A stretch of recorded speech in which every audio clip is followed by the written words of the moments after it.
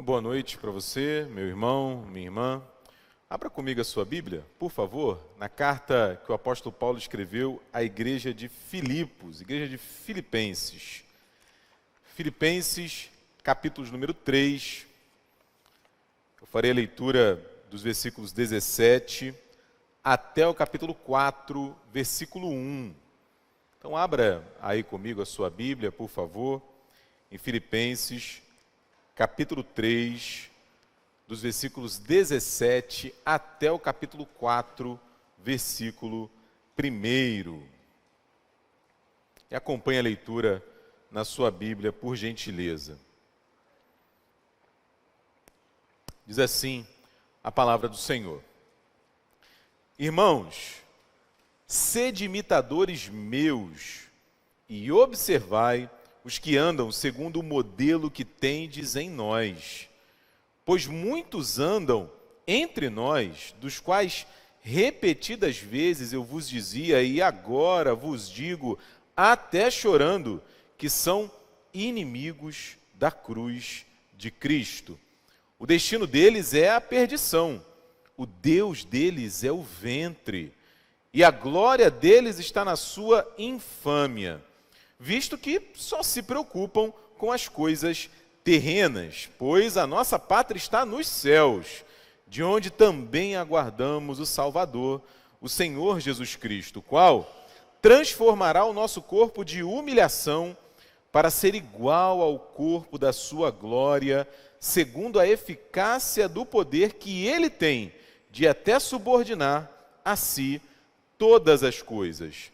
Portanto, meus irmãos, amados e muito saudosos, minha alegria e coroa, sim, amados, permanecei deste modo firmes no Senhor. A gente está vivendo hoje o segundo domingo da Quaresma. Quaresma, você sabe, é um tempo de reflexão na vida da igreja cristã ao redor do mundo, que nos prepara para a Páscoa, ou seja, é um tempo de exame interior, é um tempo de revisão de vida, de colocarmos a nossa caminhada, a nossa vida diante do nosso Deus. É exatamente isso que o apóstolo Paulo está fazendo com os cristãos da igreja de Filipos no texto diante de nós. É o mesmo convite para que os cristãos de Filipos olhassem para o que estava acontecendo na igreja, para o que estava acontecendo na vida deles, no contexto em que eles viviam,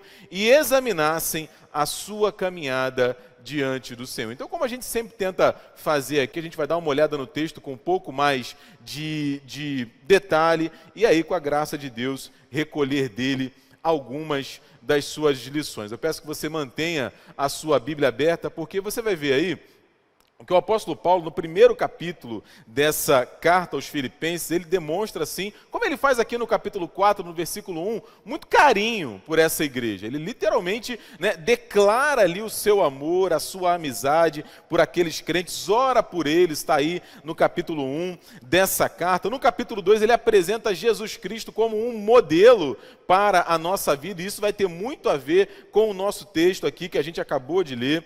No capítulo 3, ele faz uma advertência muito séria, muito severa, sobre algum desvio na caminhada, no segmento de Jesus. No capítulo 4, ele faz ali um apelo à união, um apelo à unidade, e também demonstra para os cristãos da igreja de Filipos que ele tinha aprendido a viver contente em toda e qualquer situação. É nesse capítulo 4 de Filipenses que tem essa famosa expressão do apóstolo Paulo, quando ele diz que pode todas as coisas naquele que o fortalecia.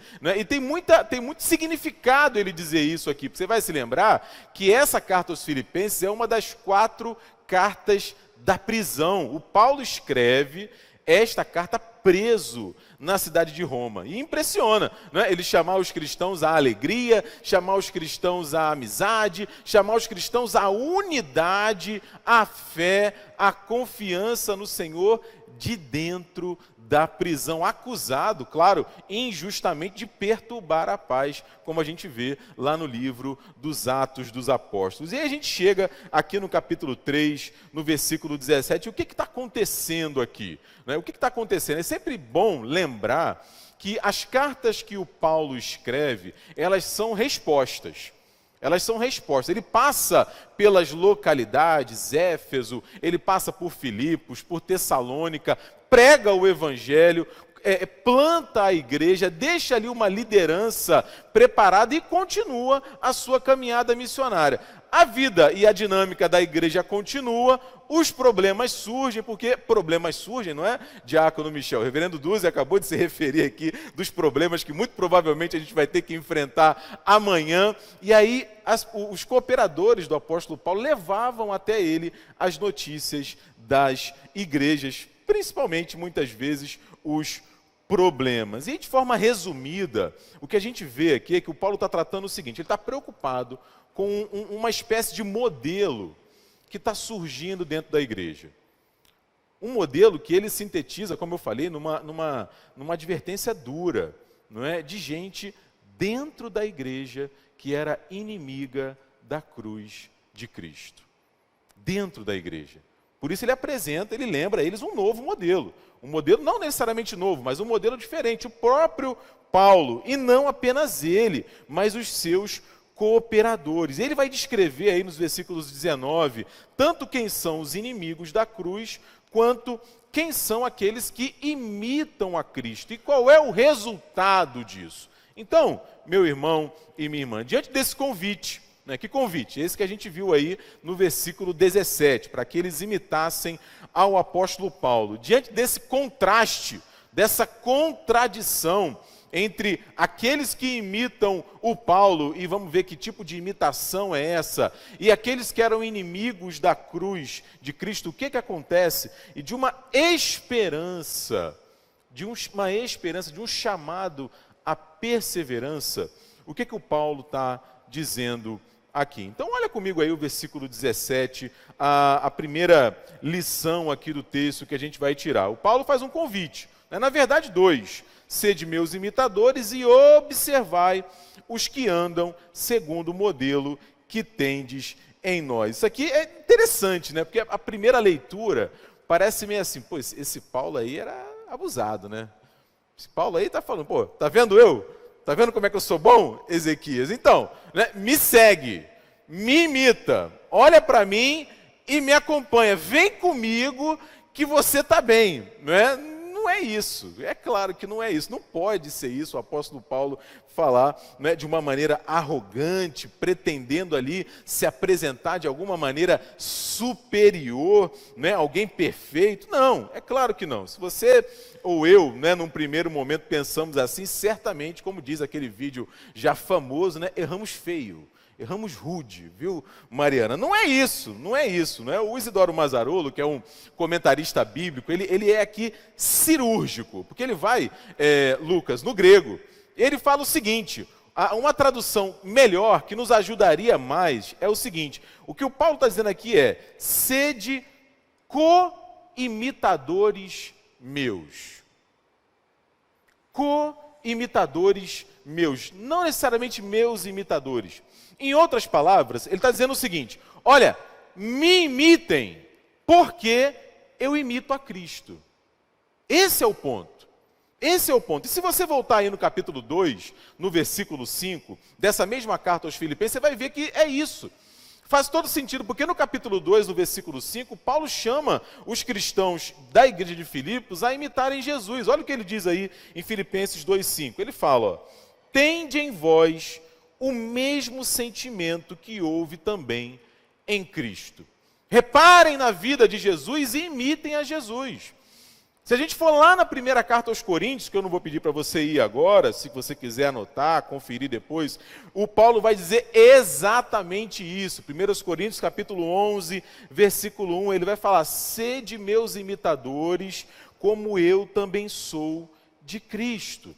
Então o foco aqui, ao contrário do que a gente pode pensar inicialmente, não é o apóstolo Paulo. e nem os seus cooperadores. O foco é Jesus, o foco é olhar para Jesus e imitá-lo. Ok, Diego, mas imitá-lo como? Imitá-lo em quê? Imitá-lo, como ele vai dizer aí no capítulo 2, por exemplo, no seu sofrimento. Imitá-lo na sua renúncia. Imitá-lo na sua humilhação. Imitá-lo na sua obediência ao Pai. Imitá-lo no anúncio do Evangelho, na pregação do reino que está entre nós. Aliás, essas eram marcas na vida do próprio apóstolo Paulo. Ele vai dizer isso em Gálatas 6:17. Desde agora, gosto muito desse texto, ele fala isso: ninguém me moleste, porque eu trago no meu corpo as marcas de Cristo. Algumas marcas, inclusive, literais. Né? Marcas de chibatadas, marcas de violência que ele sofreu por amor ao Evangelho. E veja, meu irmão, isso não quer dizer que o apóstolo Paulo era perfeito, que ele imitava Jesus perfeitamente em todos os seus passos, que ele não errava, que ele não pecava, que ele não tinha as suas próprias dificuldades. Ele mesmo, ao longo das cartas, muitas vezes ele assume essas dificuldades. Ele fala, por exemplo, que ele consentiu na morte de Estevão. Ele fala que ele perseguia a igreja. Por isso que o foco não está em Paulo aqui. O foco está em Jesus, em seguir a Jesus, em imitar a Jesus. Aliás, é o que o próprio Cristo fala. Quando ele fala para os seus discípulos, ele diz que os discípulos, para segui-lo, deveriam negarem a si mesmo, tomarem a sua cruz e aí então segui-lo. Então, Paulo está dizendo aqui nesse versículo 17 que nós deveríamos olhar para ele porque ele seguia a Jesus. E por que ele faz isso aqui? Porque quando a gente chega no versículo 18, a gente tem assim eu imagino, né, os filipenses recebendo essa carta, a comunidade reunida, o povo começando a ler a carta, imagina o susto que eles tomaram. Porque o Paulo está dizendo que dentro da igreja de Filipos tinha gente que não seguia o Paulo.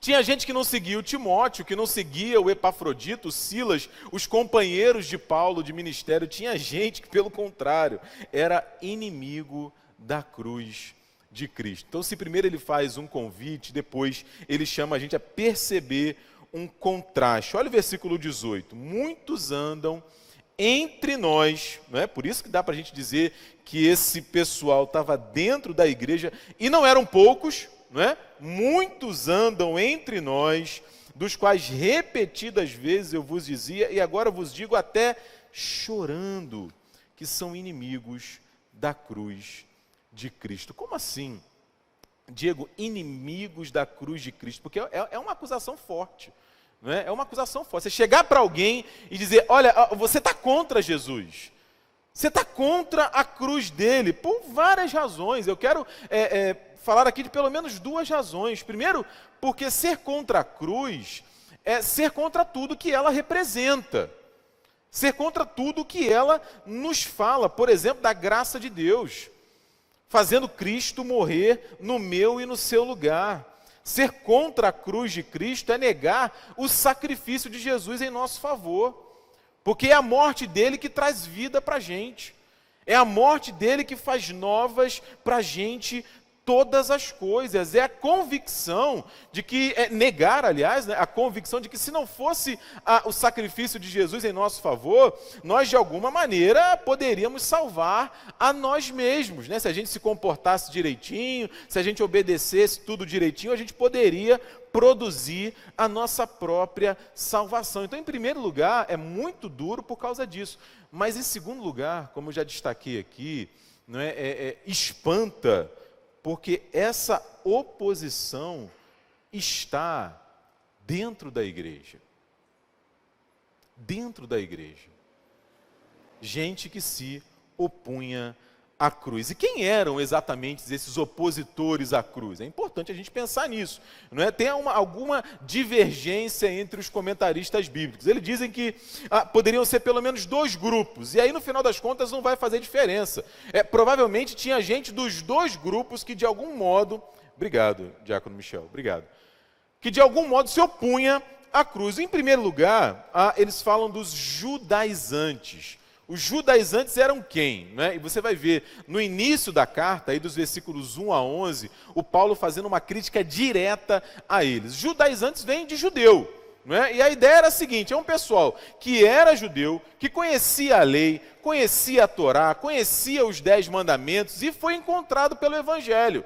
Foi encontrado pelo amor de Cristo, ouviu a pregação do Evangelho e acolheu e abraçou o Evangelho. Beleza? Como o próprio apóstolo Paulo. O apóstolo Paulo é um exemplo. Mas qual é a diferença?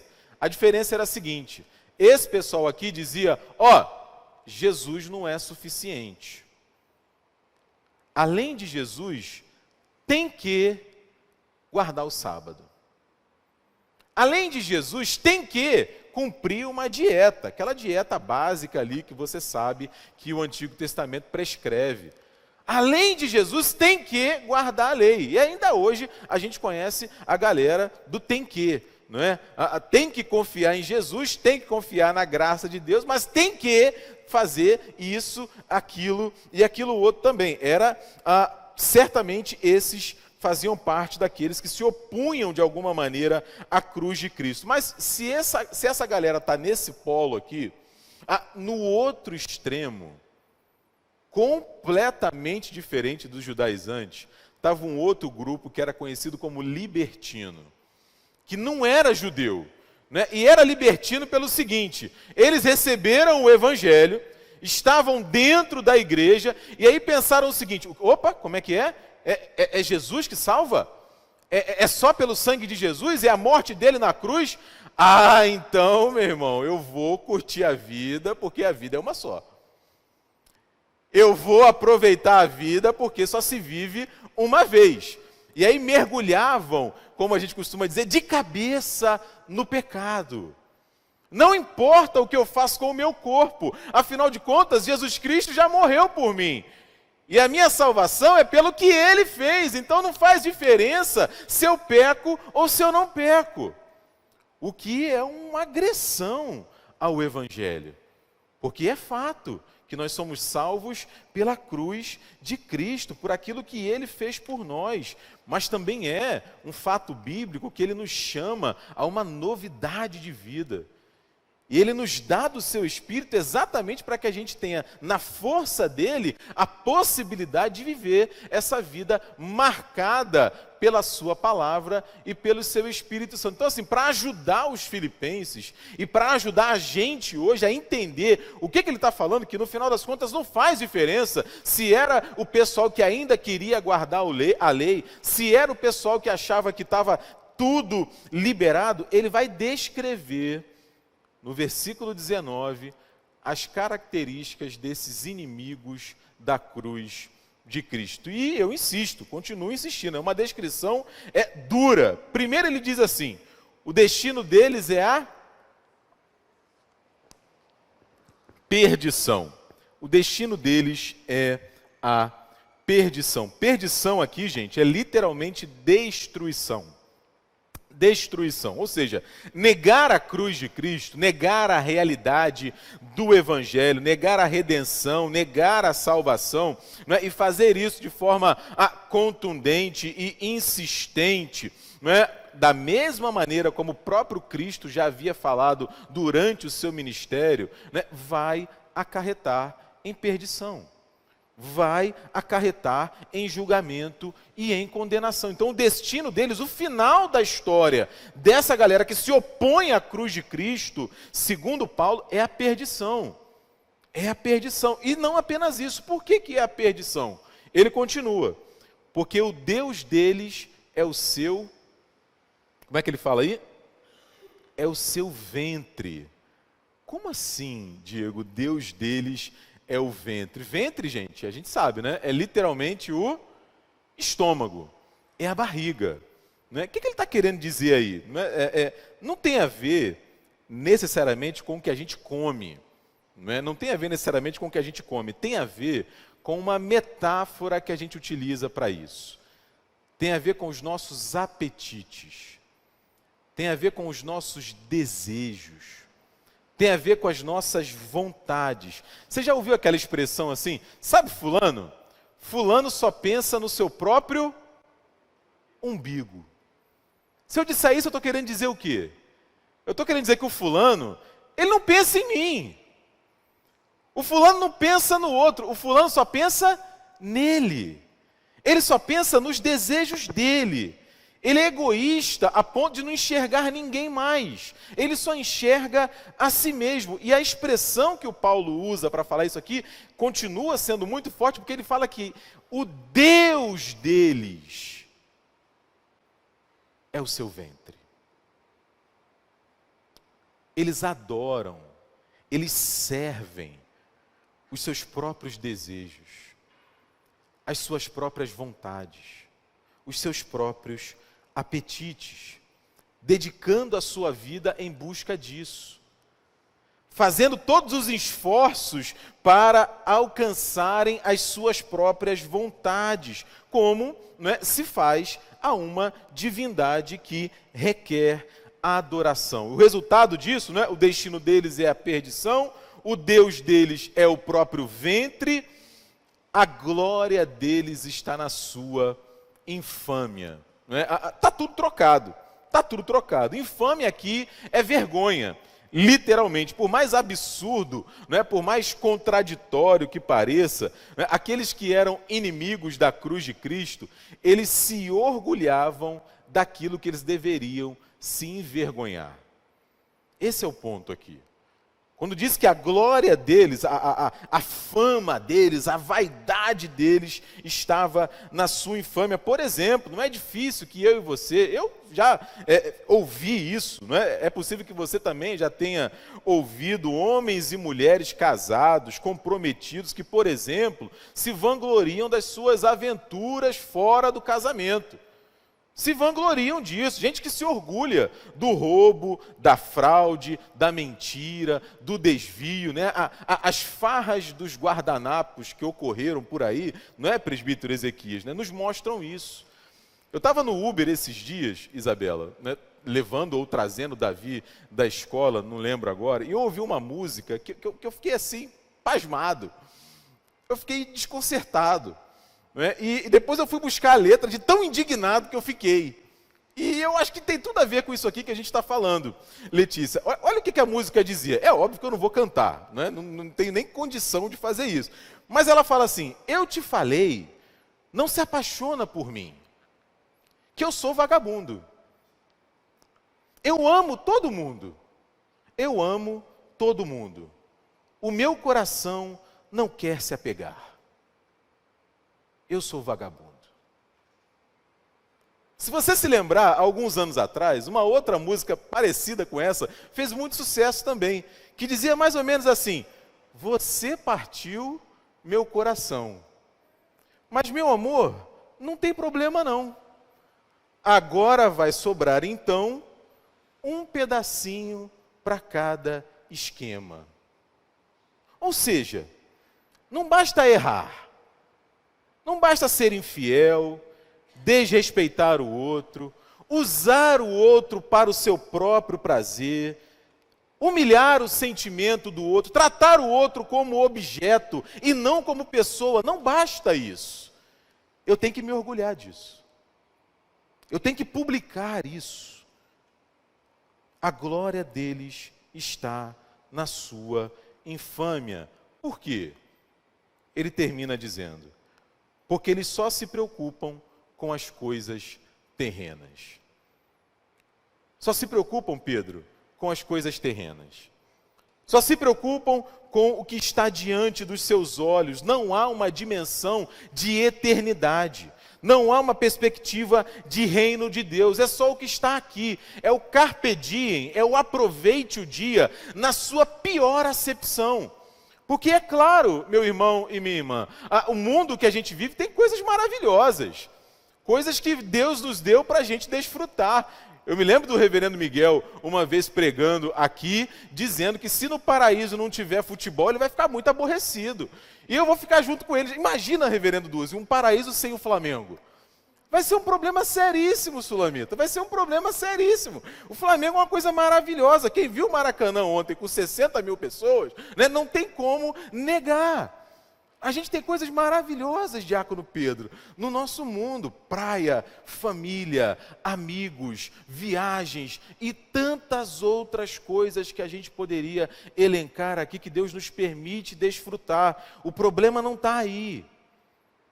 O problema, como o Paulo diz, é preocupar-se apenas com as coisas terrenas.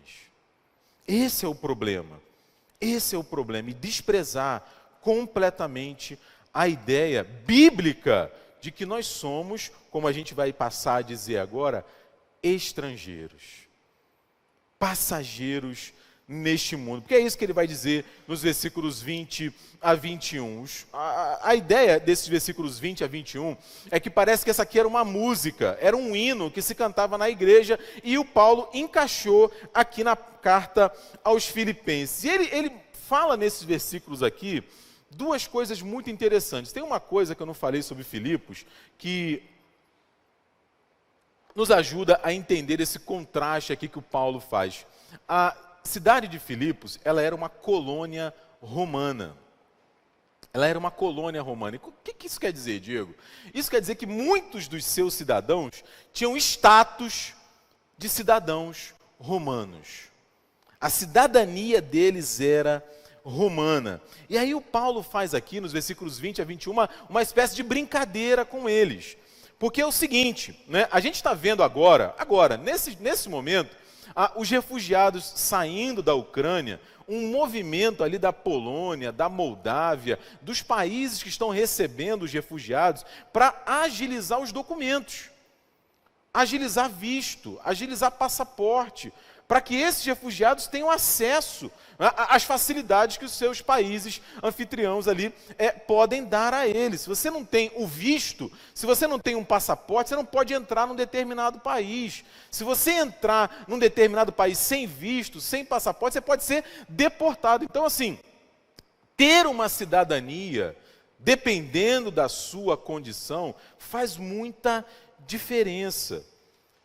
E o Paulo está falando aqui para eles, quando ele começa a dizer, nos versículos 20 a 21, que a nossa pátria está nos céus, ao contrário desse pessoal que era inimigo da cruz de Cristo, que só se preocupa com as coisas terrenas, ele está dizendo assim: olha, vocês estão muito preocupados com a cidadania romana, vocês estão muito preocupados com a cidadania grega de vocês, esquecendo que a nossa pátria está nos céus.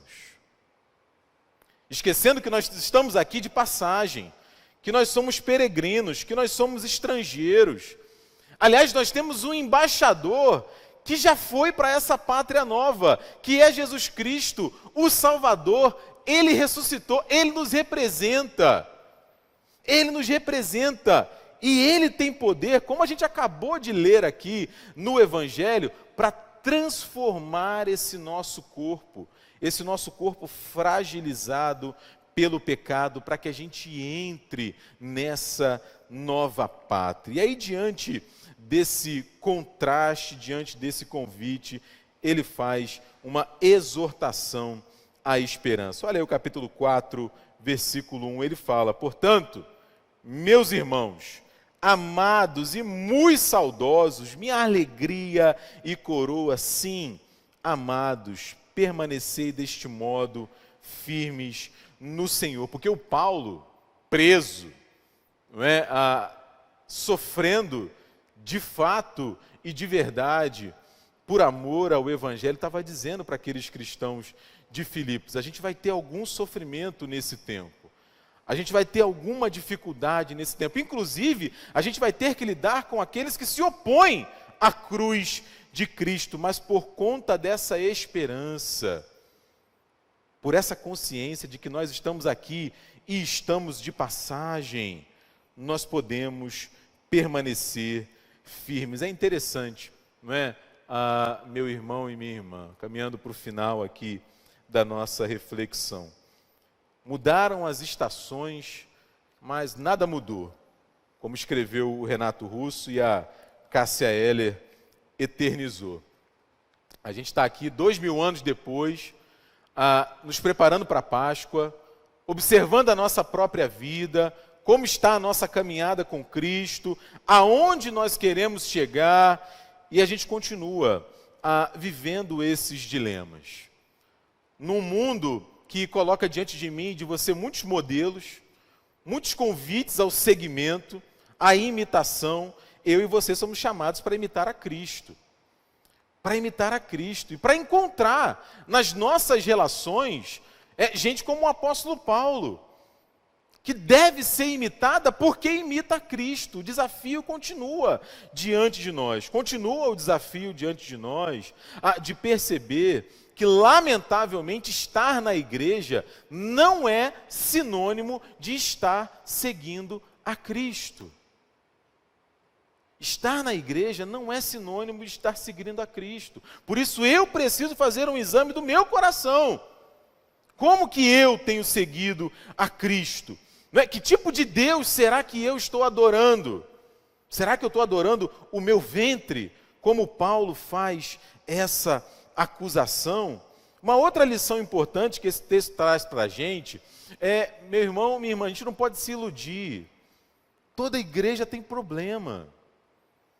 Essa igreja plantada pelo apóstolo Paulo tinha problema. Tinha gente lá dentro, Lucas, que se opunha à cruz. Então, assim, não existe igreja perfeita. Um bom caminho para que eu observe uma igreja, é claro, como diz o Calvino já há mais de 500 anos, é ver essa igreja prega a palavra de Deus, administra corretamente os sacramentos, porque perfeição, meu irmão, minha irmã, nós não vamos encontrar. Infelizmente, uma outra lição é que nós somos peregrinos. Nós somos estrangeiros, nós estamos nesse mundo de passagem. A gente vai viver 60, 70, 80, 90 anos e vamos passar. E às vezes a gente sofre tanto por coisas que não precisávamos sofrer, simplesmente, porque tem a ver apenas com esse tempo. Essa é uma reflexão importante. E porque Cristo é o nosso Salvador, porque Ele morreu e Ele ressuscitou, porque Ele já ascendeu aos céus e, como eu falei, é o nosso representante, é por causa da vida dele que nós temos vida também, nós não precisamos desistir. Nós podemos continuar em frente, nas palavras do apóstolo Paulo, permanecermos firmes na nossa caminhada com Cristo. Que Deus te abençoe, meu irmão, minha irmã, e que a sua palavra fale ainda mais ao seu coração. Amém?